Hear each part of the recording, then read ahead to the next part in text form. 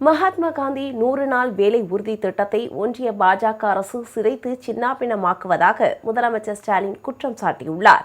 இது தொடர்பாக அவர் வெளியிட்டுள்ள எக்ஸல பதிவில், மகாத்மா காந்தி 100 நாள் வேலை உறுதி திட்டத்தில் தேச தந்தை காந்தியடிகளின் மீதுள்ள வன்மத்தால் அவர் பெயரை தூக்கிவிட்டு வாயில் நுழையாத வடமொழி பெயரை ஒன்றிய பாஜக அரசு திணிப்பதாக குற்றம் சாட்டியுள்ளார்.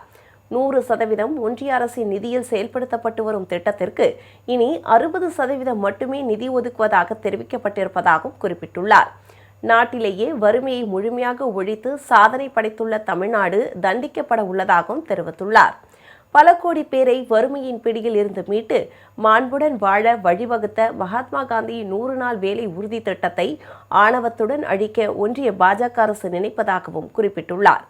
சாதிவாரி கணக்கெடுப்பு, வேளாண் சட்டங்கள் போன்றவற்றிலிருந்து எப்படி பின்வாங்கினார்களோ அதேபோல மகாத்மா காந்தி 100 நாள் வேலை உறுதி திட்டத்தை சிதைக்கும் முயற்சியிலிருந்து மக்கள் உங்களை நிச்சயம் பின்வாங்க வைப்பார்கள் என்றும் முதலமைச்சர் ஸ்டாலின் தெரிவித்துள்ளார்.